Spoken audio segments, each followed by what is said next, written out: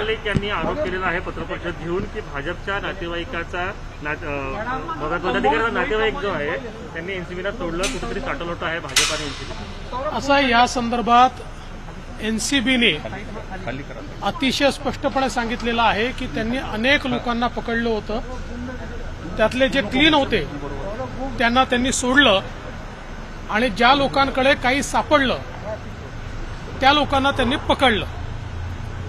आता खरं म्हणजे ड्रग्ज आपल्या समाजाला लागलेली एक कीड आहे. याच्या विरुद्ध एखादी एजन्सी जर काम करत असेल तर त्या एजन्सीच्या पाठीमागे आपण उभं राहिलं पाहिजे.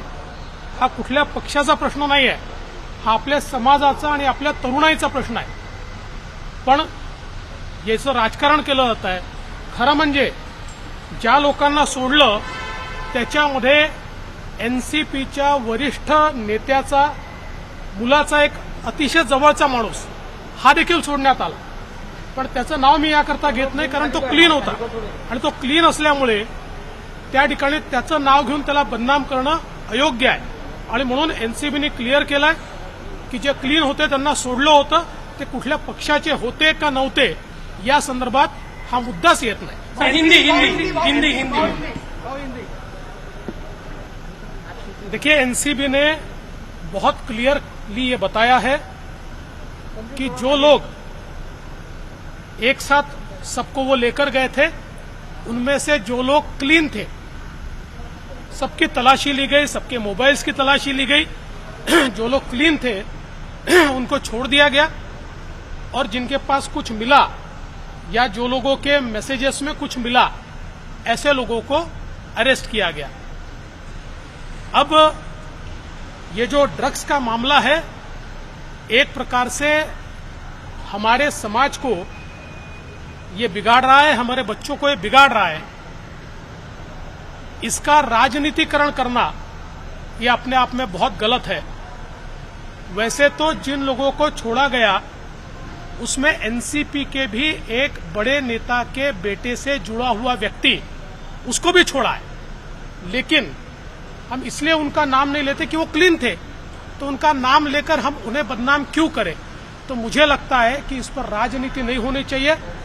हमारे बच्चों को बिगाड़ने वाली ये जो ड्रग्स की महामारी है या ये जो गलत लत है, इससे लड़ने के लिए हम सबने एक साथ आकर काम करना चाहिए, ऐसा मेरा मानना है. एनसीबीचं खासगीकरण केलं जातं अशा पद्धतीचे आरोप.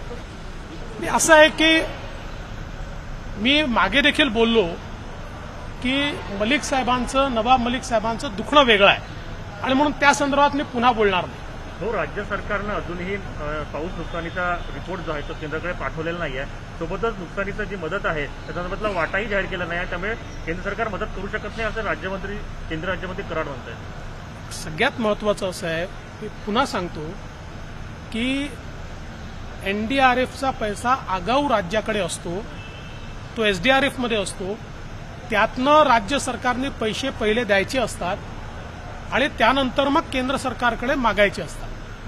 आणि नुकसानीची जी पाहणी आहे या संदर्भातला रिपोर्ट पाठवला जातो, तिकडनं त्यांची टीम येते, पण तोपर्यंत कधीच थांबावं लागत नाही. इतके वर्ष मीही मुख्यमंत्री होतो, कधी थांबायची गरज नसते. थेट डायरेक्ट लगेच हे पैसे खात्यावर जमा करायचे असतात. आणि अजित पवार यांच्याकडे आयकर विभाग, यांच्या नातेवाईकाकडे आयकर विभागाने छापे टाकले, जाणीवपूर्वक हे छापे टाकले आहेत असा आरोप अजित पवार आणि त्यांच्या असं आहे की 2 प्रकारचे छापे आयटी विभागाने टाकले आहेत. त्यातल्या पहिल्या छाप्याच्या संदर्भात त्यांनी एक प्रेस नोट काढली आहे जी मला असं वाटतं अत्यंत गंभीर आहे. आणि मला तर असं वाटतं की माध्यमांनाही कदाचित त्याचं गांभीर्य लक्षात आलेलं नाही.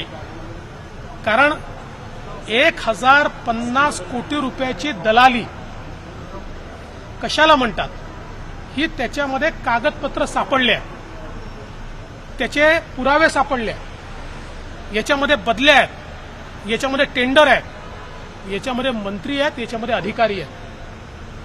त्यामुळे महाराष्ट्रात नव्हे देशातला सगळ्यात मोठा अशा प्रकारचा हा पुरावा या रेड्समध्ये सापडलेला आहे.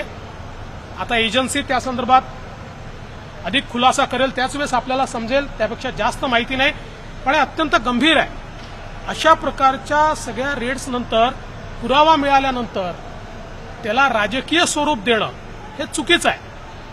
आणि त्याचसोबत काल परवा ज्या रेड झालेल्या आहेत 5 साखर कारखाने ज्यांच्या विक्रीच्या संदर्भात तक्रार होती, ज्याची चौकशी झाली, चौकशीमध्ये विक्रीची प्रक्रिया ही चुकीची आहे आणि त्याहीपेक्षा विकत घेताना जे फंड्स आले आहेत हे फंड्स चुकीच्या पद्धतीनं आले आहेत. तुम्ही काळ्या पैशावर टॅक्स भरून किंवा या ठिकाणी ब्राईबचा जो पैसा असतो, लाचेचा जो पैसा असतो, त्याच्यावर टॅक्स भरून तो पांढरा करू शकत नाही, हा नियम आहे. त्यामुळे तुम्ही ज्यावेळेस एखादा कारखाना विकत घेता त्यावेळी त्या कारखान्याचा जो काही तुम्ही खरेदीचा पैसा आहे हा योग्य पैसा असला पाहिजे. पण तक्रारी अशा होत्या की या कारखान्यांच्या खरेदीच्या वेळी ज्या कंपन्यांमधनं पैसा आला आहे तो पैसा काही योग्य नाही आहे आणि म्हणून याची चौकशी ही या ठिकाणी आयटी विभागाने केली आणि त्यानंतर या कंपन्यांचे जे डायरेक्टर्स होते त्या डायरेक्टर्सकडे हा छापा टाकण्यात आला आहे. त्यामुळे पवार कुटुंबावर छापा टाकलेला आहे चुकीचं आहे, कारण पवार कुटुंबात अजून लोक आहेत, ते वेगवेगळे बिझनेसेस करतायत, त्यांच्यावर कुठलाही छापा टाकण्यात आलेला नाही आहे. या 4-5 ज्या काही साखर कारखाने आहेत ज्याच्यामध्ये काही व्यवहार झाले अशी माहिती आयटी विभागाकडे होती, त्याच्या डायरेक्टर्सवर टाकलेले छापे आहेत. याला कुठल्याही परिवाराशी जोडून पाहणं हे अयोग्य. रश्मी शुक्ला यांना समन्स देखिए, आईटी विभाग ने जो छापामारी की है, पहले तो उन्होंने एक प्रेस नोट में बताया जिसको बहुत गंभीरता से लेना चाहिए कि महाराष्ट्र में इस छापामारी में 1000 करोड़ रुपए की दलाली और ट्रांसफर्स में पैसा, इसके सारे एविडेंस उनको मिले हैं. उसका सारा हिसाब मिला है, किसके पास पैसा गया मिला है, इसमें नेता है, इसमें कई अधिकारी है. और इसलिए मैं ऐसा मानता हूं कि इसको राजनीतिक रूप देना ये बिल्कुल गलत है. इसकी तफ्तीश होनी चाहिए. अभी तो इतनी जानकारी बाहर आई है, जब आईटी विभाग और जानकारी देगा तब इसके ऊपर हम और डिटेल्ड अपनी प्रतिक्रिया दे पाएंगे. दूसरा, जो छापामारी कल परसों हुई है वो किसी परिवार के ऊपर नहीं हुई है, किसी परिवार को टारगेट करने के लिए भी नहीं हुई है. अगर हम देखें तो 5 शुगर मिल जिनको खरीदा गया था और खरीदते समय उसकी प्रक्रिया में भी प्रॉब्लम्स है, इस प्रकार की कुछ कंप्लेंट्स थी और उसके सोर्स ऑफ फंड्स की भी कंप्लेंट्स थी. तो उसके ऊपर आईटी विभाग ने तफ्तीश करके जब उनके ध्यान में आया कि सोर्स ऑफ फंड जो है ये एक प्रकार से काला धन है, ऐसा हो सकता है, ऐसी चीजें उनके ध्यान में आई, तब जाकर उन्होंने इस प्रकार से उसके ऊपर छापामारी की है. और इसलिए ये छापामारी उन शुगर फैक्ट्रीज के डायरेक्टर्स के ऊपर हुई है, किसी परिवार के ऊपर नहीं हुई. सुबोध जयस्वाल यांना रश्मी बहिणाबाईंची जात्यावरची ओवी म्हणजे